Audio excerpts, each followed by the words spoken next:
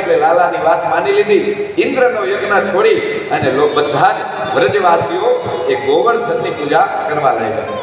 આ બાજુ ઇન્દ્રને સ્વર્ગમાં ખબર પડી એટલે ઇન્દ્રએ એમના જે બધા મરુદગણો હતા અને વર્ષા ઋતુના જે દેવતાઓ હતા એને કહી દીધું કે અરે રે, આ વ્રજવાસીઓને અભિમાન આવી ગયું છે અને એ લોકો મારો યજ્ઞ કરવાનું ભૂલી ગયા છે.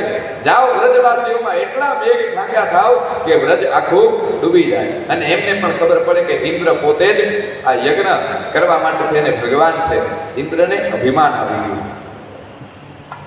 આમ એમના જે મેઘના જે ગણો હતા અને મરુદ ગણો હતા એ બધા જ ખૂબ જ વરસાવે છે. આ બાજુ વ્રજવાસીઓને ઝૂંપડીઓને બધું તણાવવા લાગ્યું એટલે લાલો પણ બધાને બચાવવામાં લાગી ગયો છે. બધા વ્રજવાસીઓ લાલાને ચરણે ગયા અને પહેલા પણ લાલા તે અમારી રક્ષા કરી છે, આજે પણ અમારી રક્ષા તું જ હવે અમને કંઈક વિચાર આપ, અમારી રક્ષા કેવી રીતે થશે. બારે મેઘ ઠાંડા થયા છે. આ બાજુ એટલો બધો વરસાદ પડ્યો છે કે વ્રજની ઝૂંપડીઓમાં તણાવવા લાગી, ગાયો બધી તણાવવા લાગી, એમની ઘર વખરી બધી તણાવવા લાગી. એટલો બધો વરસાદ પડ્યો છે. 12 દિવસ સુધી એટલો વરસાદ પડ્યો અને આ વરસાદના કારણે બધું જ અસ્તવ્યસ્ત થઈ ગયું. ભગવાને કીધું, લાલાએ કીધું કે સાંભળો, આપણે જેમ યજ્ઞની પૂજા કરી છે એના જ શરણે જઈએ, એ ગોવર્ધન ભગવાન આપણી રક્ષા કરશે. તરત જ લાલો બધાને ગોવર્ધનની પાસે લઈ ગયો.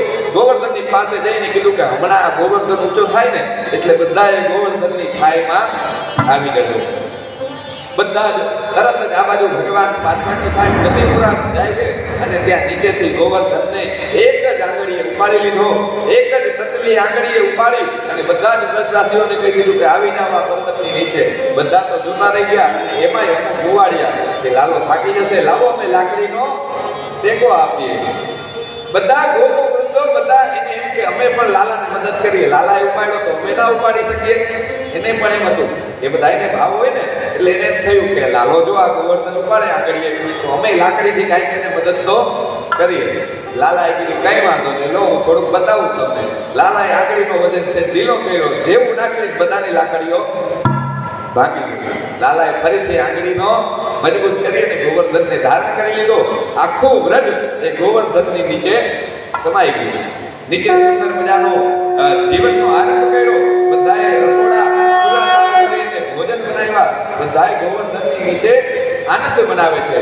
15 દિવસ સુધી અખૂટ વર્ષા થઈ, એટલી વર્ષા થઈ કે આખું વ્રજ પાણી થઈ ગયું, પણ કોઈ પણ વ્રજવાસીઓનો વાળ વાંકો થવા દીધો નહીં. બધાએ ગોવર્ધનના